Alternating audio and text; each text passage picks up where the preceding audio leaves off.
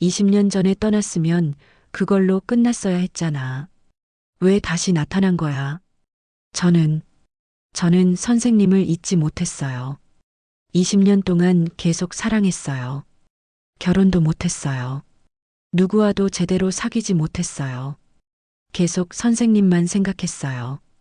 윤정이는 아침 햇살이 스며드는 거실 창가에 앉아 따뜻한 차 한 잔을 마시며 하루를 시작했습니다. 서울 근교의 조용한 단독주택, 이곳에서 남편 한기석과 함께 보내는 노년의 일상은 평온 그 자체였죠. 기석은 3년 전 대학에서 퇴직한 후 집에서 책을 읽거나 작은 텃밭을 가꾸며 시간을 보내고 있었습니다. 여보, 오늘도 허리가 아프네요. 정희는 소파에서 일어나려다 찡그린 얼굴로 말했습니다. 몇 달 전부터 허리 디스크가 악화되어 집안일이 부담스러워졌거든요. 예전처럼 청소며 빨래며 척척 해내던 몸이 아니었습니다. 기석이 신문을 내려놓으며 걱정스러운 표정을 지었습니다. 병원에서 무리하지 말라고 했잖아. 가정부라도 한 분 모셔야겠어. 그래야 할 것 같아요. 세연이도 바쁘고 자꾸 부탁드리기도 미안하고요. 정희는 딸 한세연을 떠올렸습니다. 결혼 후 독립해서 사는 세연은 한 달에 한두 번 정도만 안부를 묻곤 했죠. 며느리 노릇, 직장 생활로 바쁜 딸에게 자꾸 손을 벌릴 수도 없는 노릇이었습니다. 그날 오후 정희는 동네 부동산에 들러 가정부를 소개받을 수 있는지 문의했습니다. 며칠 후 연락이 왔죠. 40대 중반의 여성이 구직 중이라는 소식이었습니다. 최은지라고 하시는 분인데 경력도 좋고 성실하다고 하네요. 부동산 아주머니가 말했습니다. 다음 날 오후 최은지가 집을 찾아왔습니다. 키가 크지도 작지도 않은 보통 체구의 단정한 옷차림, 조용하고 차분한 인상의 여인이었죠. 나이에 비해 젊어 보이는 얼굴이었지만 어딘지 쓸쓸한 기운이 감돌았습니다. 안녕하세요. 최은지입니다. 은지는 정중하게 인사를 건넸습니다. 정희는 은지와 마주 앉아 이런저런 이야기를 나누었습니다. 은지는 남편을 일찍 여의고 혼자 살고 있다고 했죠. 자식은 없고 그동안 여러 집에서 가정부 일을 해왔다고 했습니다. 말수는 많지 않았지만 성실해 보였고 무엇보다 정희에게는 어딘가 정이 가는 구석이 있었습니다. 그럼 내일부터 시작하시죠. 오전 9시에 오시면 됩니다. 정희는 은지를 채용하기로 결정했습니다. 은지가 돌아간 후 정희는 기석에게 가정부를 채용했다고 말했습니다. 그런데 기석의 반응이 조금 이상했죠. 어떤 분이야? 기석이 물었습니다. 최은지라고 하시는 분인데 40대 중반이고 경력도 좋아 보여요. 정희가 답했습니다. 기석은 잠시 멈칫하더니 그래, 몸이 아픈데 도움을 받는 게 좋겠지라고 말했습니다. 하지만 어딘가 어색한 기색이 역력했죠. 다음 날부터 은지가 집에 나와 일을 시작했습니다. 청소도 깔끔하게 하고 빨래도 정성스럽게 개어주고 간단한 반찬도 잘 만들었죠. 정희는 점점 은지에게 마음을 열기 시작했습니다. 은지 씨, 혼자 사시느라 힘드시죠? 정희가 차를 건네며 물었습니다. 괜찮습니다. 이제 익숙해졌어요. 은지는 조용히 미소를 지었습니다. 정희는 은지와 이야기를 나누는 시간이 좋았습니다. 오랫동안 혼자 집에서 지내던 일상에 작은 변화가 생긴 셈이었죠. 은지는 말은 많지 않았지만 좋은 사람이었고 정희는 자연스럽게 일상의 소소한 이야기들을 털어놓게 되었습니다. 그런데 남편 기석의 태도가 계속 신경 쓰였습니다. 은지가 오면 어딘가 불편해하는 것 같았고 시선을 제대로 마주치지 못하는 듯했죠. 처음엔 낯선 사람이 집에 있어서 그런가 보다 했는데 며칠이 지나도 여전했습니다. 기분 탓이겠지. 정희는 혼자 중얼거렸습니다. 하지만 마음 한구석에는 작은 의문이 자리 잡기 시작했죠. 은지가 일을 시작한 지 일주일이 지났습니다. 정희는 점점 그녀에게 익숙해져 갔고 허리 아픈 몸도 한결 편해졌죠. 은지는 정말 성실했습니다. 매일 정해진 시간에 와서 묵묵히 일을 하고 정희가 말을 걸면 정중하게 대답했습니다. 그날도 평소와 다름없는 오후였습니다.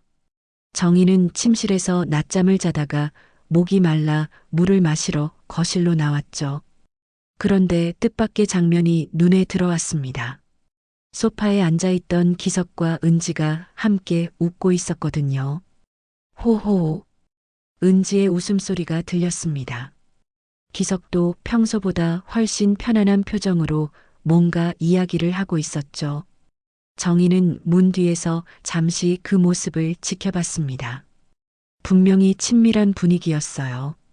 마치 오래전부터 알고 지낸 사이처럼 자연스러웠죠. 이상하네.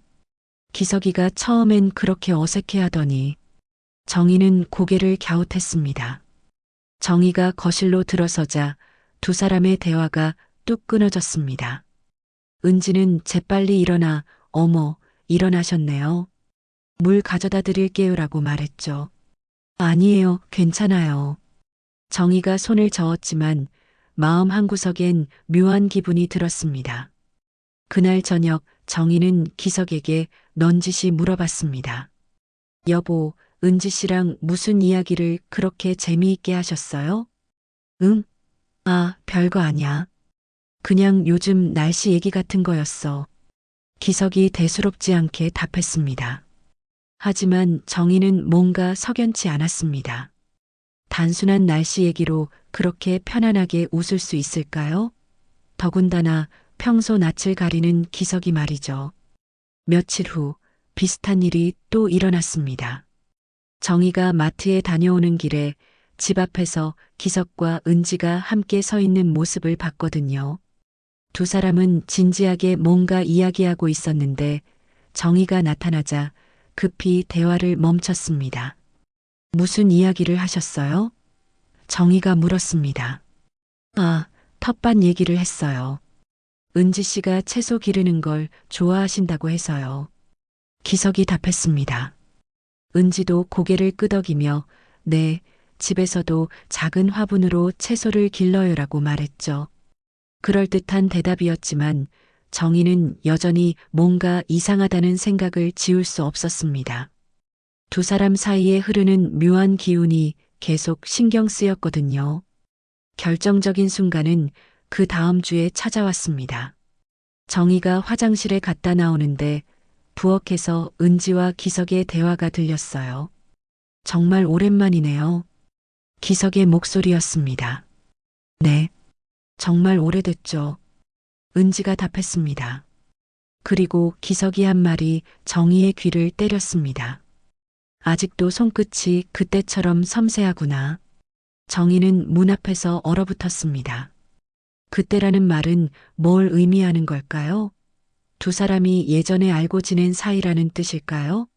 선생님, 은지의 목소리가 작게 들렸습니다. 선생님? 정희는 더욱 혼란스러워졌습니다. 은지가 기석을 선생님이라고 부른다고요? 정희는 조용히 발걸음을 돌려 거실로 갔습니다.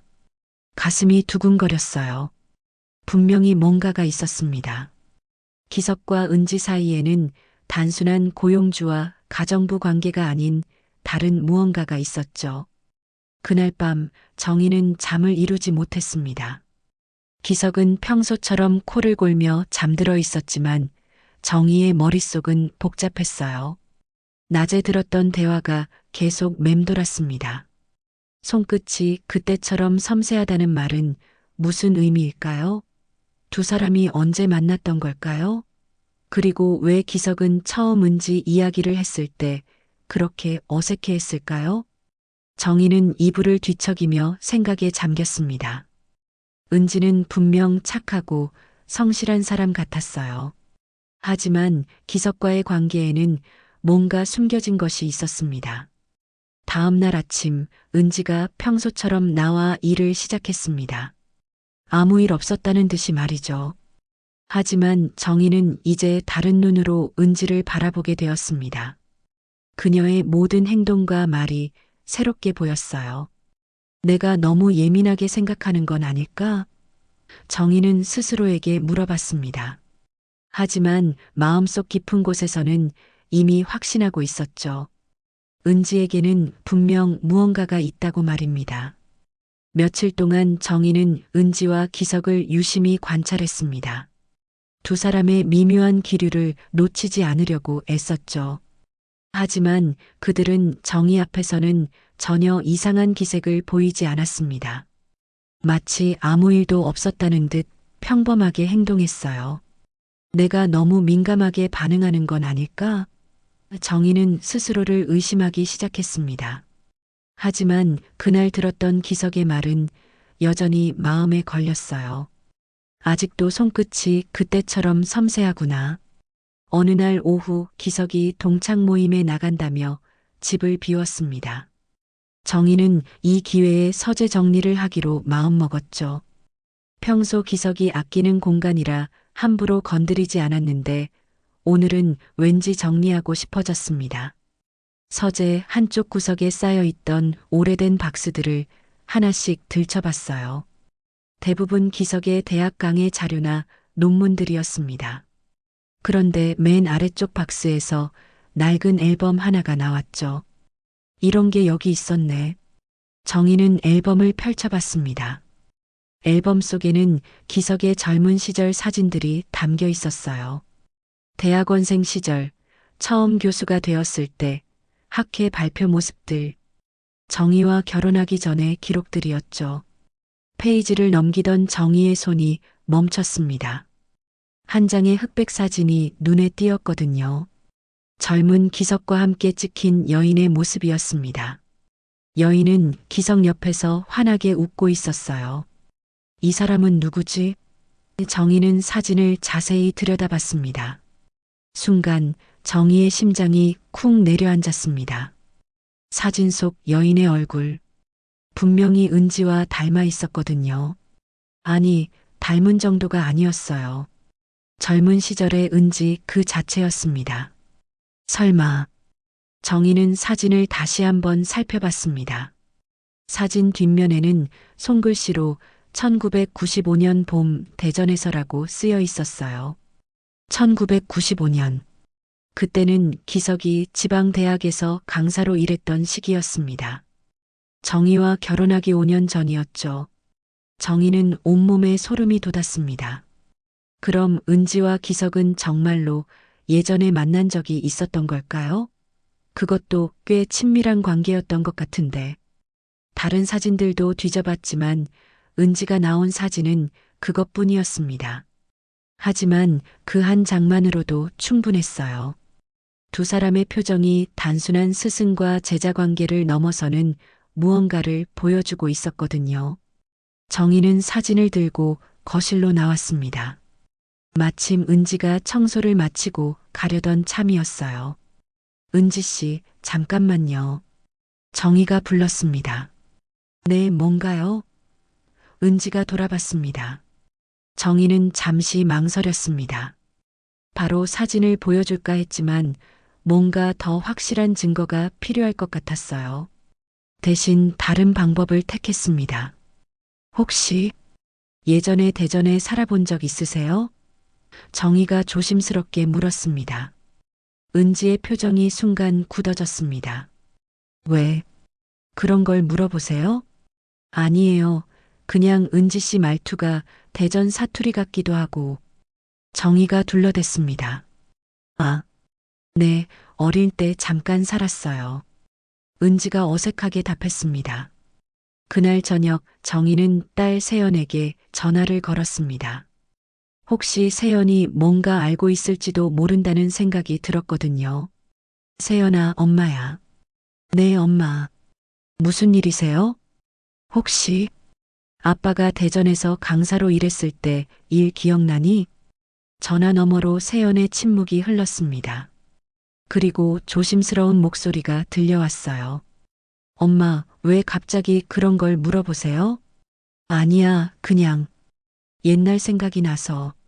엄마, 그 시절 얘기는 지금 하면 안 될 것 같은데요. 세연의 대답이 더욱 정희의 의심을 확신으로 바꿔놓았습니다.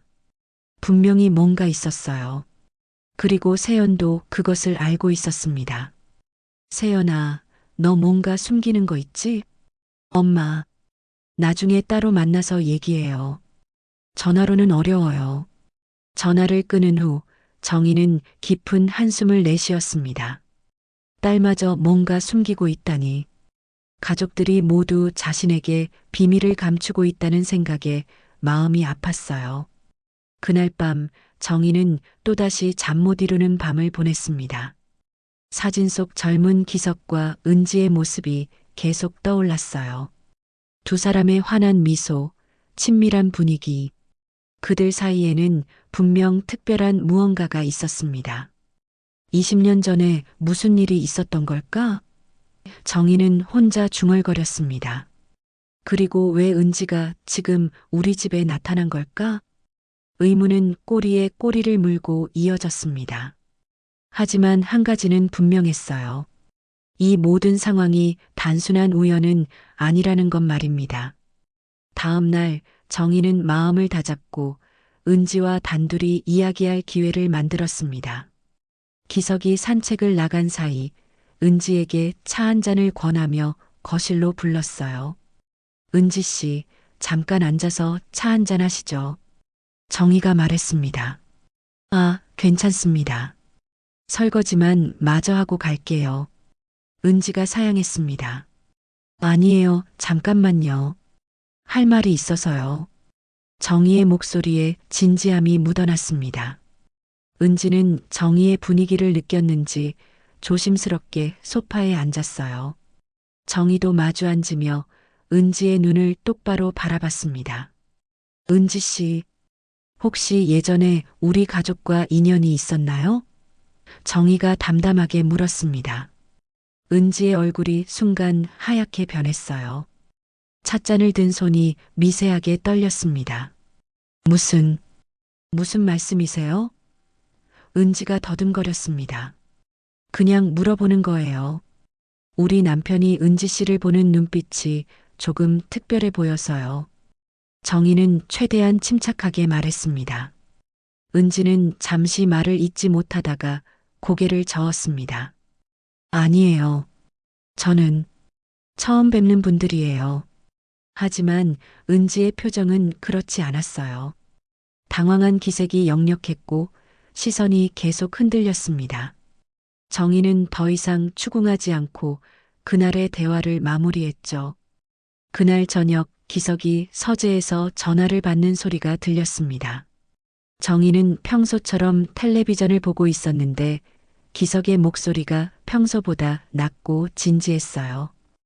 호기심이 생긴 정희는 소리를 죽여 서재 쪽으로 다가갔습니다.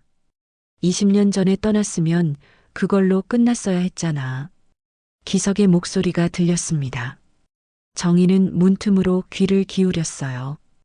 왜 다시 나타난 거야? 이렇게 되면 정희한테 뭐라고 설명하겠어? 기석이 계속 말했습니다. 알았어, 알았다고. 하지만 이미 시작된 일이잖아. 조심스럽게 처리해야 해. 정희의 머릿속이 하얗게 변했습니다. 20년 전 다시 나타났다? 분명히 은지에 관한 이야기였어요. 그리고 기석은 은지가 돌아온 것을 알고 있었습니다. 아니, 어쩌면 기석이 먼저 연락했을지도 몰랐죠. 전화가 끝나고 기석이 나오자 정희는 재빨리 거실로 돌아와 텔레비전을 보는 척했습니다. 기석은 평소와 다름없는 표정으로 정희 옆에 앉았어요. 누구랑 전화했어요? 정희가 넌지시 물었습니다. 아, 대학 동료야. 별거 아냐.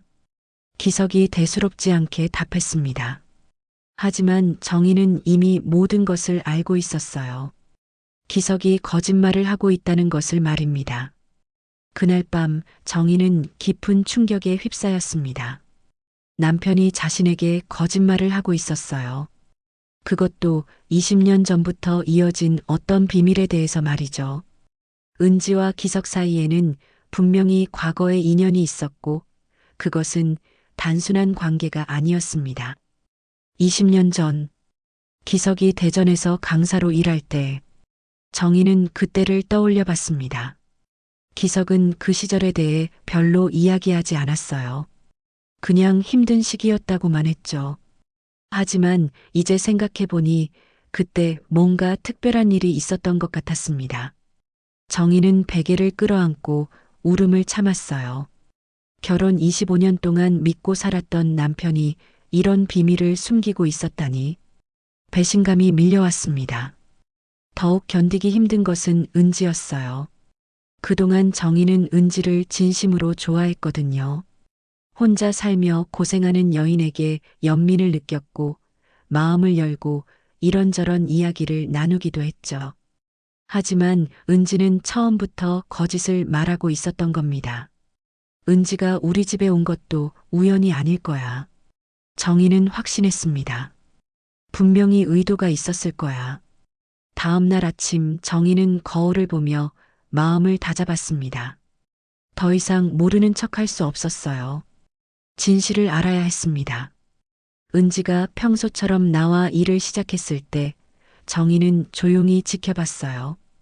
은지의 모든 행동이 새롭게 보였습니다. 집안 구조를 너무 잘 아는 것 같았고 기석이 좋아하는 것들을 신기하게도 잘 알고 있었어요. 처음 오는 집이 아니야. 분명히 예전에 와본 적이 있을 거야. 정희는 마음속으로 중얼거렸습니다. 점심시간에 기석이 외출한 사이 정희는 다시 한번 은지와 대화를 시도했습니다. 이번에는 더 직접적으로 물어볼 생각이었어요. 은지 씨, 정말로 우리 남편을 처음 만난 거예요? 정희가 물었습니다. 은지는 또다시 당황했지만 이번에는 더 강하게 부인했어요. 정말 처음 뵙는 분이에요. 왜 자꾸 그런 걸 물어보세요? 하지만 정희는 이미 확신하고 있었습니다. 은지의 모든 반응이 거짓말을 하고 있다는 것을 보여주고 있었거든요. 정희는 더 이상 참을 수 없었습니다. 진실을 알아야겠다고 마음먹고 오랜 친구인 김영숙에게 전화를 걸었어요. 영숙은 예전에 신문사에서 일했던 경험이 있어서 사람 뒷조사하는 방법을 잘 알고 있었거든요. 영숙아, 나야. 급한 부탁이 있는데. 어머, 정희야. 무슨 일이야? 목소리가 이상한데? 정희는 영숙에게 상황을 간단히 설명했습니다. 물론 모든 것을 다 말하지는 않았지만 가정부로 온 여자에 대해 알아보고 싶다고 했죠. 최은지라는 사람인데 40대 중반이고 혹시 뒷조사 좀 해줄 수 있을까? 영숙은 평소보다 진지한 정희의 목소리를 듣고 흔쾌히 도와주겠다고 했습니다. 이틀 후 영숙에게서 전화가 왔어요. 정희야, 만나서 얘기하자. 전화로는 곤란해. 영숙의 목소리에는 심상치 않은 기운이 흘렀습니다. 정희는 급하게 영숙과 만났어요. 카페에서 마주 앉은 영숙은 조심스럽게 입을 열었습니다. 정희야, 이거 정말 충격적인 얘기인데 들을 준비됐어? 말해봐, 영숙아. 난 이미 각오하고 있어. 영숙은 가져온 서류를 정희에게 건넸습니다. 최은지, 1978년생. 대전 출신이야. 그런데 문제는 여기서부터야. 영숙이 말을 이었습니다. 1995년부터 1997년까지 대전대학교 국문과에 다녔어. 그리고 그때 한기석 교수가 그 대학에서 강사로 일하고 있었지. 정희의 얼굴이 새하얗게 변했어요. 더 있어. 영숙이 계속했습니다. 1997년에 최은지가 갑자기 학교를 그만뒀어. 정확한 이유는 모르겠지만 그 무렵에 기석 교수도 대전을 떠났다고 하더라고. 그럼 정말로. 응, 분명히 둘 사이에 뭔가 있었던 것 같아. 그리고 더 놀라운 건 영숙이 목소리를 낮췄습니다. 최근에 최은지가 기석 교수를 찾아다녔다는 얘기도 있어. 작년부터 말이야. 정희는 머리가 핑 돌았습니다. 작년부터? 그럼 은지가 우리 집에 온 것도 계획된 일이었다는 뜻일까요? 정희야, 괜찮아? 영숙이 걱정스럽게 물었습니다. 영숙아, 고마워. 정말 고마워. 정희는 간신히 말을 이었습니다. 집으로 돌아온 정희는 깊은 충격에 빠졌어요. 20년 전 기석과 은지는 스승과 제자 이상의 관계였던 겁니다. 그리고 은지는 지금까지 기석을 잊지 못하고 있었어요. 그날 저녁 정희는 딸 세연에게 다시 전화를 걸었습니다. 세연아, 엄마야. 이번엔 정말 중요한 얘기야. 엄마, 무슨 일이세요? 너 정말로 아빠와 최은지 얘기 아무것도 모르니? 전화 너머로 세연의 긴 침묵이 흘렀습니다. 그리고 마침내 세연이 입을 열었어요. 엄마, 사실은, 세연아, 제발 솔직하게 말해줘. 엄마가 얼마나 힘든지 알아? 세연이 울음을 터뜨렸습니다. 엄마, 미안해요. 정말 미안해요. 나, 알고 있었어요. 정희의 심장이 쿵 떨어졌어요. 얼마나 오래 알고 있었니? 중학생 때부터요. 아빠를 따라간 적이 있었는데 그때 은지 이모를 봤어요. 둘이 함께 있는 걸 봤어요. 정희는 온몸에 힘이 빠졌습니다. 딸마저 이 오랜 시간 동안 비밀을 숨기고 있었다니. 그때 아빠가 나한테 말했어요. 엄마한테는 절대 말하면 안 된다고. 가족이 무너진다고. 세연아. 정희는 말을 잇지 못했습니다. 엄마, 정말 미안해요. 하지만 아빠가 은지 이모랑 다시 만나고 있다는 건 아니에요. 그냥 가끔 안부만 묻는 정도였어요. 그럼 은지가 우리 집에 온 것도 아빠가 불렀어요. 은지 이모가 힘들어한다고 해서 일자리라도 주자고. 정희는 모든 퍼즐이 맞춰지는 것을 느꼈습니다. 기석이 은지를 불러들인 거였어요. 가정부가 필요하다는 정희의 말을 핑계로 삼아서 말이죠. 전화를 끊은 후 정희는 소파에 주저앉았습니다. 배신감이 온몸을 휩쌌어요. 남편은 20년 동안 다른 여자를 잊지 못하고 있었고 딸은 그 사실을 알면서도 침묵했습니다. 그동안 나만 바보였구나. 정희는 쓴웃음을 지었습니다. 그날 밤 기석이 평소처럼 들어왔을 때 정희는 아무 말도 하지 않았어요. 기석은 여전히 아무 일 없다는 듯 행동했습니다. 오늘 은지 씨 어땠어? 기석이 물었습니다. 정희는 기석을 바라봤습니다. 그 평범한 얼굴 뒤에 이런 비밀이 숨어 있었다니. 25년 동안 함께 산 남편이 이렇게 낯설게 느껴진 적은 없었어요. 괜찮았어요. 정희는 담담하게 답했습니다. 하지만 마음속으로는 결심하고 있었죠. 이제 더 이상 모르는 척하지 않겠다고 말입니다. 며칠 후 정희는 마침내 은지와 마주 앉을 결심을 했습니다. 기석이 병원에 정기검진을 받으러 간 오후 정희는 은지를 거실로 불렀어요. 은지 씨, 우리 진짜 중요한 얘기를 해야겠어요. 정희의 목소리는 더 이상 따뜻하지 않았습니다. 은지는 정희의 차가운 기운을 느끼고 조심스럽게 앉았어요. 뭔가 심상치 않다는 것을 직감했겠죠. 모든 걸 알고 있어요. 정희가 단도직입적으로 말했습니다. 은지의 얼굴이 순간 하얗게 변했어요. 그녀는 입술을 꽉 깨물며 아무 말도 하지 않았습니다. 20년 전 대전대학교에서 국문과 학생이었죠? 기석이가 강사로 있을 때 말이에요. 정희가 계속했습니다. 은지는 마침내 고개를 숙였습니다. 더 이상 부인할 수 없다는 걸 알았겠죠. 언제부터 다시 연락하고 지냈어요? 정희가 물었습니다. 사모님, 은지가 떨리는 목소리로 말을 시작했습니다. 정말 죄송합니다. 사과는 나중에 하고 일단 사실대로 말해주세요. 은지는 잠시 망설이다가 입을 열었습니다. 작년 봄부터요. 우연히 선생님을 길에서 만났어요. 그때 선생님이 먼저 안부를 물어보셨고, 그래서 처음엔 정말 그냥 안부만 물어보는 사이였어요. 하지만 저는 은지의 목소리가 갈라졌습니다. 저는 그분을 잊지 못했어요. 정희는 깊은 한숨을 내쉬었습니다. 예상했던 대답이었지만 직접 듣고 나니 가슴이 더욱 아팠어요. 20년 동안 잊지 못했다는 거죠? 네. 결혼도 못했어요. 누구와도 제대로 사귀지 못했어요.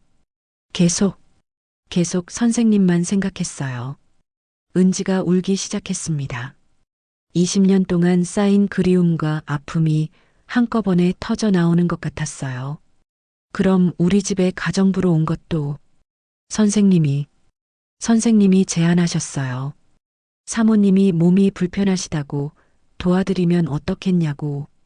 정희는 분노가 치밀어 올랐습니다. 기석이 직접 은지를 집으로 불러들인 거였어요. 아내 몰래 옛 연인을 집 안으로 들인 겁니다. 스쳐간 인연이 아니었어요. 은지가 계속 말했습니다. 저는 선생님을 정말 사랑했어요. 20년 전에도 지금도. 그럼 뭘 원하는 거예요? 기석이를 뺏으려고 온 거예요? 아니에요. 은지가 급하게 고개를 저었습니다. 그런 게 아니에요. 저는 그냥 가까이에서 지켜보고 싶었을 뿐이에요. 선생님이 행복하게 사시는 모습을. 정희는 은지의 말을 들으며 복잡한 감정에 휩싸였습니다. 분노도 있었지만 동시에 묘한 연민도 느껴졌어요. 20년 동안 한 사람을 잊지 못하고 살아온 여자의 마음이 어떨지 상상이 되었거든요. 사모님, 은지가 다시 말했습니다. 저는 정말 가족을 해치려는 마음은 없었어요. 그냥 선생님과 같은 공간에 있는 것만으로도 충분했어요. 하지만 남편은 어떻게 생각할까요?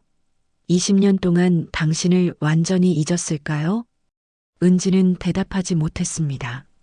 아마 그녀도 기석의 마음을 정확히 알지 못했을 거예요. 그때 현관문이 열리는 소리가 들렸습니다. 기석이 돌아온 거였어요. 은지는 재빨리 눈물을 닦고 일어났습니다. 사모님, 이제 그만 갈게요. 잠깐요. 정희가 은지를 붙잡았습니다. 내일도 나와요. 우리 얘기는 아직 끝나지 않았어요. 은지는 고개를 끄덕이고 조용히 집을 나갔습니다. 기석이 거실로 들어왔을 때 정희는 소파에 앉아 그를 바라봤어요. 병원은 어땠어요? 별거 없어. 다 정상이래. 기석이 답했습니다. 정희는 기석을 보며 속으로 생각했습니다. 이 사람은 언제까지 거짓말을 할 생각일까? 그날 저녁 정희는 기석에게 말했습니다. 여보, 며칠 혼자 있고 싶어요. 어디 좀 다녀와요. 갑자기 왜? 몸이 아픈가? 아니에요. 그냥 생각할 일이 있어서요. 기석은 이상하다는 표정을 지었지만 더 이상 묻지 않았어요. 아마 자신의 비밀이 들킬까봐 조심스러웠을 겁니다. 다음 날 기석은 가방을 꾸려나갔습니다. 고향에 다녀오겠다고 했죠. 정희는 기석을 배웅하며 마음속으로 다짐했습니다. 이제 모든 것을 정리해야겠다고 말이에요. 은지는 그날도 평소처럼 나와 일을 했습니다. 하지만 어제와는 분위기가 완전히 달랐어요. 둘 다 서로의 진심을 알게 되었으니까요. 은지 씨, 정희가 불렀습니다. 네, 사모님. 솔직히 물어볼게요. 지금도 기석이를 사랑해요? 은지는 한동안 말을 잇지 못하다가 마침내 고개를 끄덕였습니다. 네, 아직도 사랑해요. 정희는 깊은 한숨을 내쉬었습니다. 이제 어떻게 해야 할지 정말 막막했어요. 기석이 집을 떠난 지 이틀째 되는 날, 정희는 은지와 마지막 대화를 나누기로 마음 먹었습니다. 모든 것을 정리해야 할 때가 온 거였어요. 은지 씨, 오늘은 집안일 말고 진짜 마지막으로 얘기해요. 정희가 말했습니다. 은지는 조용히 고개를 끄덕였어요. 그녀도 이 상황이 더 이상 지속될 수 없다는 걸 알고 있었겠죠. 20년 전에 무슨 일이 있었는지 정확히 말해주세요. 정희가 물었습니다. 은지는 깊은 숨을 내쉬고 입을 열었습니다. 저는 선생님의 수업을 들으면서 사랑에 빠졌어요. 처음엔 그냥 존경하는 마음이었는데 점점 특별한 감정이 생겼죠. 그래서 선생님도 저를 좋아해 주셨어요. 1년 정도 만났어요. 정말 행복한 시간이었어요. 정희는 가슴이 아팠지만 계속 들었습니다. 그런데 갑자기 선생님이 대전을 떠나신다고 하셨어요. 서울로 올라가야 한다고. 그리고 저한테는 새로운 인생을 살라고 하셨죠. 그때 나이가 몇 살이었어요? 20살이었어요. 정말 어렸죠. 그때는 선생님 말씀이 옳다고 생각했어요. 하지만 은지의 목소리가 떨렸습니다. 하지만 시간이 지날수록 견딜 수가 없었어요. 학교도 그만뒀고 다른 일을 하며 살았지만 계속 선생님만 생각했어요. 정희는 젊은 시절 기석의 모습을 떠올려 봤습니다. 분명히 매력적인 남자였을 거예요. 20살 소녀가 빠질만 했겠죠. 그럼 기석이는 어땠을까요? 당신을 잊었을까요? 모르겠어요. 은지가 솔직하게 답했습니다. 작년에 다시 만났을 때도 선생님은 가족 얘기만 하셨어요. 사모님이 얼마나 좋은 분인지, 딸이 얼마나 예쁜지. 정희는 씁쓸한 미소를 지었습니다. 하지만 저를 다시 집으로 부르셨잖아요. 네. 그것 때문에 혼란스러웠어요. 저는 도대체 선생님이 뭘 원하시는지 모르겠어요. 정희는 은지의 솔직한 고백을 들으며 조금씩 마음이 정리되기 시작했습니다. 은지는 나쁜 사람이 아니었어요. 그냥 20년 전의 사랑을 잊지 못하는 여자였을 뿐이었죠. 은지 씨, 이제 어떻게 하고 싶어요? 저는 은지가 머뭇거렸습니다. 저는 그냥 사라지고 싶어요. 이렇게 사모님을 괴롭혀 드릴 생각은 없었어요. 진짜 그렇게 생각해요? 네. 저 때문에 가정이 흔들리는 건 원하지 않아요. 20년 전에도 그래서 포기했는데 정희는 은지를 바라봤습니다. 이 여자는 정말로 기석의 가정을 파괴하려는 의도는 없었던 것 같았어요. 그냥 한 번만 더 가까이에서 보고 싶었던 거겠죠. 그럼 내일부터 오지 마세요. 정희가 말했습니다. 은지는 고개를 끄덕였습니다. 네, 알겠습니다. 그런데 한 가지 부탁이 있어요. 네, 편지 하나 써주세요. 기석이한테 마지막 인사 편지요. 은지는 의외라는 표정을 지었습니다.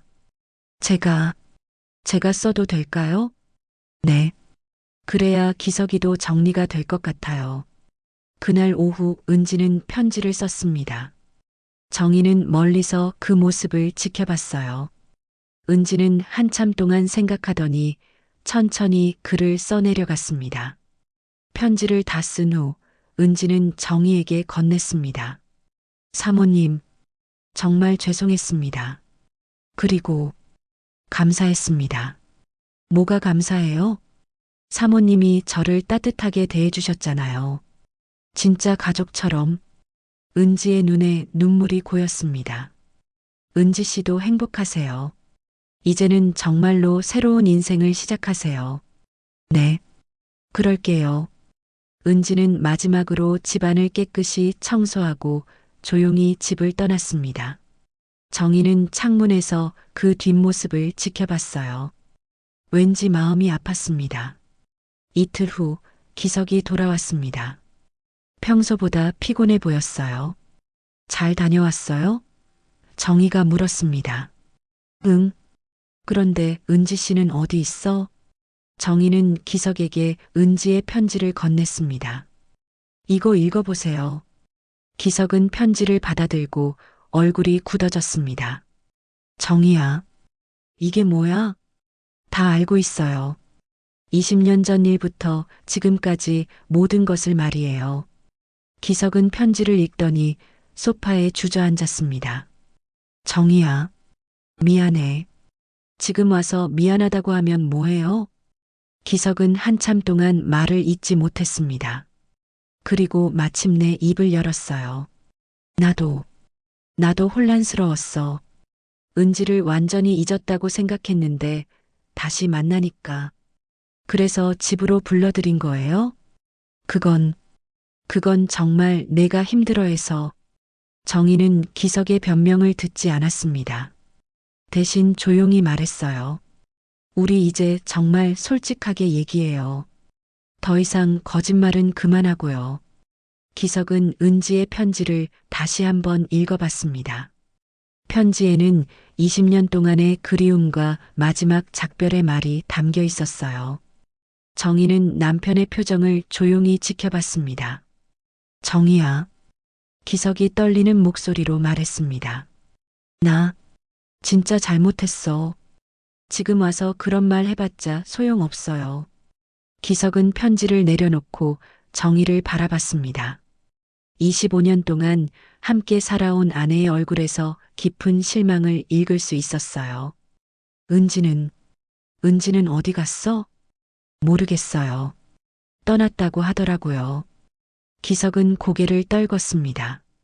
뭔가 중요한 것을 영원히 잃어버린 기분이었을 거예요. 그런데 여보, 정희가 조심스럽게 말했습니다. 정말 솔직하게 대답해 주세요.